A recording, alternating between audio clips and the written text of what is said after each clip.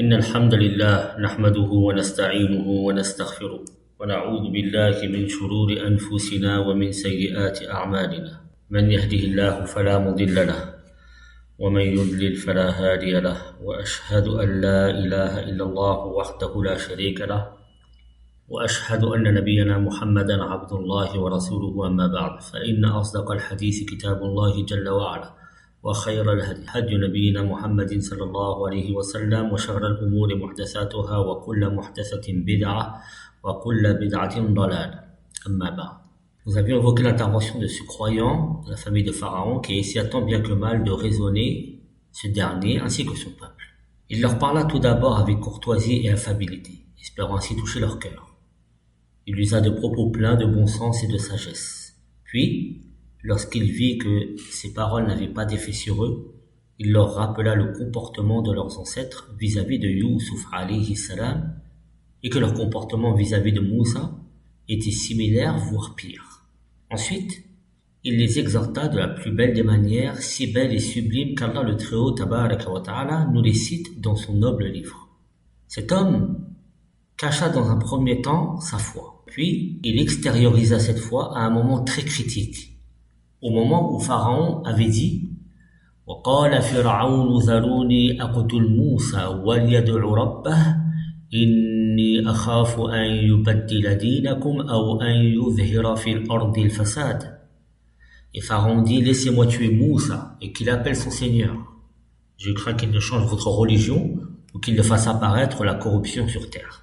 Nous avions déjà expliqué que ces paroles étaient en fait ni plus ni moins qu'un pur mensonge. Donc cet homme a extériorisé sa foi à un moment où Pharaon était au summum de sa colère aveugle, prêt à en découdre avec Moussa alayhi salatu wassalam en le tuant. Ce qui prouve que cet homme ne cacha pas sa foi par peur, car si tel était le cas, il aurait à plus forte raison caché celle-ci dans cette situation dangereuse. Il est intéressant ici de faire le parallèle entre le cas de ce croyant de la famille de Pharaon et celui de la famille de Yasin, cité dans la sourate Yasin, pour montrer que la fin heureuse appartient toujours aux gens pieux sur la vérité. Concernant le premier, Allah tabaraka wa ta'ala dit فَوَقَاهُ اللَّهُ سَيِّئَاتِ مَا مَكَرُوا وَحَاقَ بِآلِ فِرْعَوْنَ سُوءُ الْعَذَابِ النَّارُ يُعْرَضُونَ عَلَيْهَا غُدُوًّا وَعَشِيًّا وَيَوْمَ تَقُومُ السَّاعَةُ أَدْخِلُوا آلَ فِرْعَوْنَ أَشَدَّ الْعَذَابِ. Sourate 40, verset 45-46.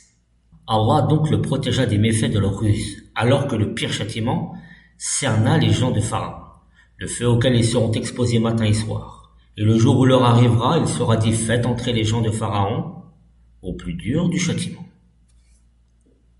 Quant au deuxième, Allah dit le concernant قِيلَ دُخُولِ الْجَنَّةِ قَالَ يَا لَيْتَ قَوْمِي يَعْلَمُونَ بِمَا غَفَرَ لِي رَبِّي وَجَعَلَنِي مِنَ الْمُكْرَمِينَ. La sourate 36, les versets 26 et 27. Alors il lui fut dit, après qu'il fut tué, entre au paradis. Il dit, ah, si seulement mon peuple savait, en raison de quoi mon Seigneur m'a pardonné et mis au nombre des honorés. Dans tous les cas, le croyant est gagnant. Qu'Allah lui donne la victoire sur ses ennemis, ou bien le préserve de leur mal, ou encore lui octroie le martyre. Tel est celui qui œuvre dans le sentier d'Allah avec foi, et escomptant la récompense d'Allah, celui-là ne sera jamais déçu et Allah le comblera de ses bienfaits. À la suite de cela, Ibn Kathir, rahimahullah tabaraka wa ta'ala, a dit la finalité est qu'Allah les a exterminés qu'après leur avoir exposé les preuves, envoyé un messager, levé les ambiguïtés, qu'un des leurs témoigne contre eux et les avoir encouragés et menacés, comme le dit Allah tabaraka wa ta'ala وَلَقَدْ أَخَذْنَا آلَ فِرْعَوْنَ بِالسِّنِينَ وَنَقْصٍ مِّنَ الثَّمَرَاتِ لَعَلَّهُمْ يَذَّكَّرُونَ فَإِذَا جَاءَتْهُمُ الْحَسَنَةُ قَالُوا لَنَا هَٰذِهِ وَإِن تُصِبْهُمْ سَيِّئَةٌ يَطَّيَّرُوا بِمُوسَىٰ وَمَن مَّعَهُ أَلَا إِنَّمَا طَائِرُهُمْ عِندَ اللَّهِ وَلَٰكِنَّ أَكْثَرَهُمْ لَا يَعْلَمُونَ وقالوا مهما تأتنا به من آية لتسحرنا بها فما نحن لك بمؤمنين فأرسلنا عليهم الطوفان والجراد والكمل والضفادع والدم آيات مفصلات فاستكبروا وكانوا قوما مجرمين. La sourate 7, les versets 130 à 133. Nous avons éprouvé le peuple de Pharaon par la famine et par une diminution des fruits, afin qu'ils se rappellent, afin qu'ils se souviennent, afin qu'ils se repentent, afin qu'ils réfléchissent. Et quand le bien leur vint, ils dirent « Cela nous est dû ». Et si un mal les atteignait, ils voyaient en Moussa et ceux qui étaient avec lui un mauvais présage. En vérité, leur sort dépend uniquement d'Allah, mais la plupart d'entre eux ne savent pas. Et ils dirent « Quelle que soit la preuve claire que tu nous apportes pour nous ensorceler, nous ne croirons pas en toi. » Et nous avons alors envoyé sur eux le déluge, les sauterelles, les poux, les grenouilles et le sang comme signes détaillés. Ou alors on peut le traduire comme signes séparés, venant les uns après les autres. Mais ils s'enflèrent d'orgueil et demeurèrent un peuple criminel.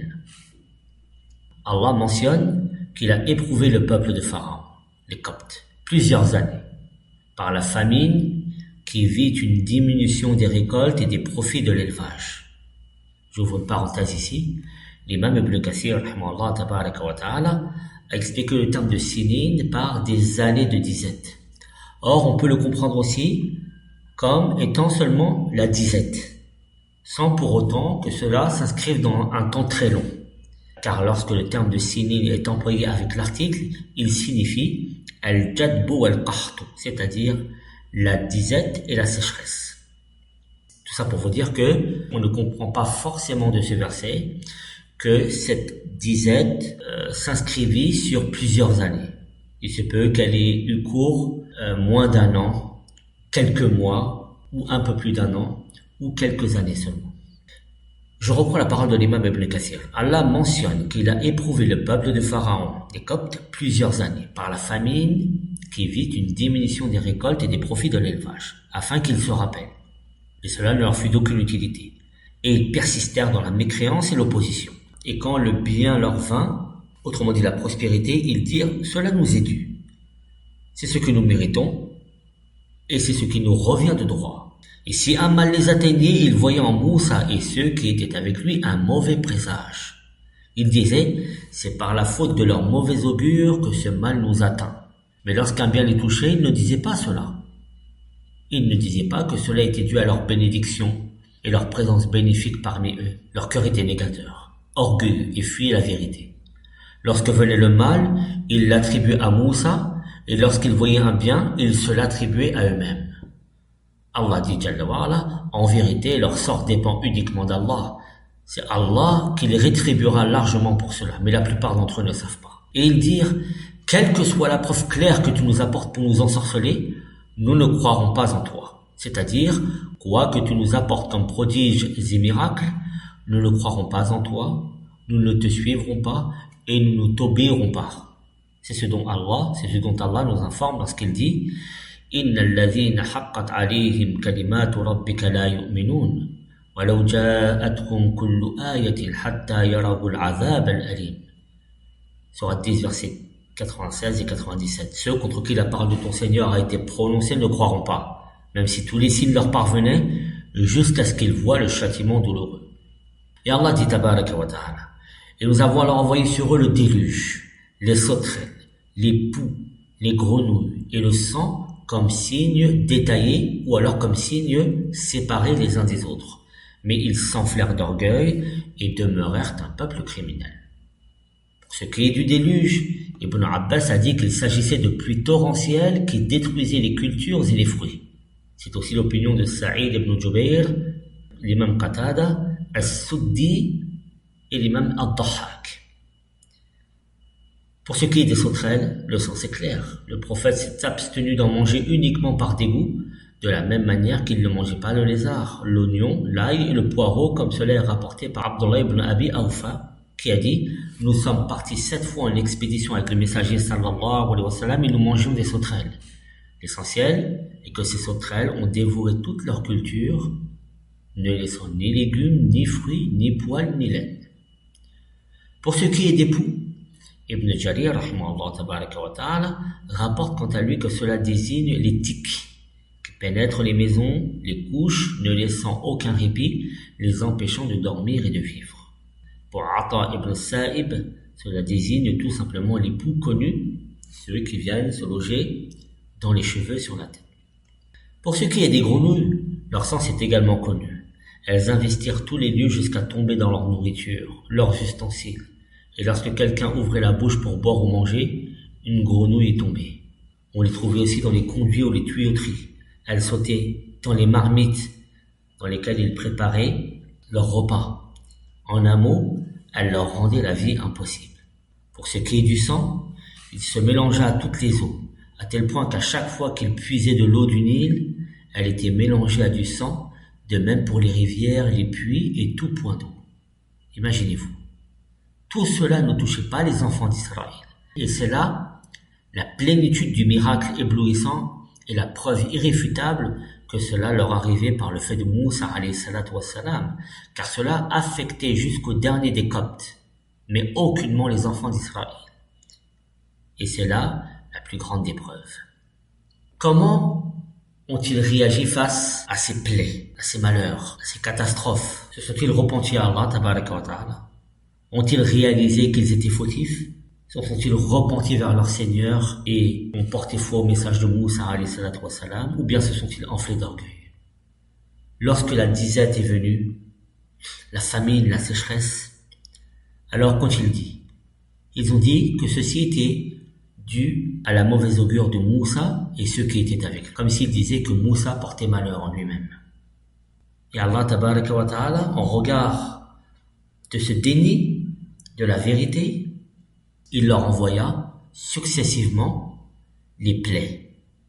Se sont-ils repentis? Ont-ils une bonne fois pour toutes arrêté d'être orgueilleux, pleins de vanité, fiers? Non.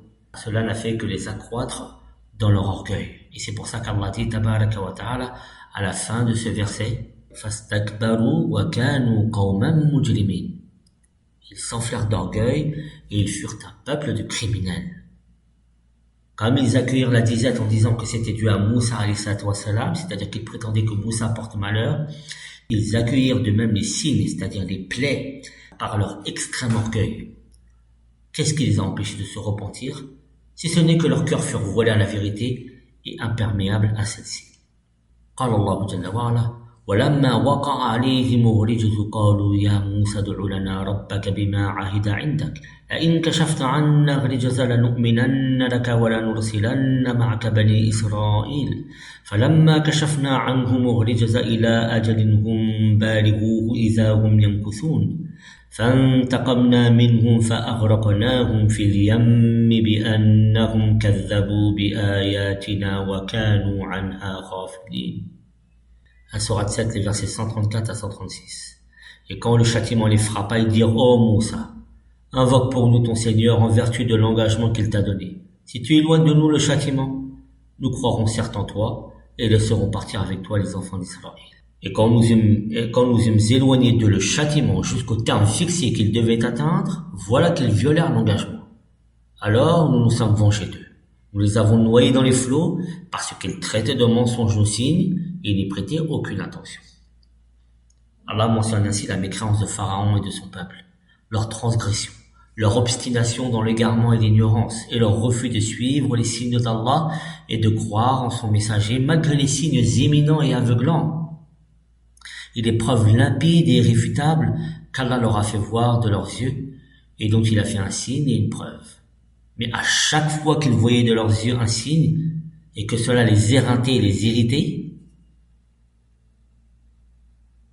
et leur rendait la vie pénible, ils faisaient le serment à Moussa que s'il le faisait cesser, ils croiraient en lui et laisseraient partir avec lui tous les membres de son peuple. Mais chaque fois que le châtiment était levé, leur mal empirait. Ils se détournaient de la vérité qu'il leur amenait, et n'y prêtaient aucune attention. Allah leur envoyait alors un signe pire que le précédent. Ils répétaient alors leurs propos et mentaient encore, retournaient à la mécréance et ne respectaient pas leur serment. Ils disaient: si tu éloignes de nous le châtiment, Nous croirons certes en toi et laisserons partir avec toi les enfants d'Israël. Mais lorsque le châtiment était dissipé, ils revenaient à leur grande ignorance. Allahu al-Musta'an. نسأل الله جل وعلا أن يوفقنا لما يحبه ويرضاه ونسأله تبارك وتعالى الهدى والتقى والعفاف والغنى وسبحانك اللهم وبحمدك أشهد أن لا إله إلا أنت أستغفرك وأتوب إليك والسلام عليكم ورحمة الله وبركاته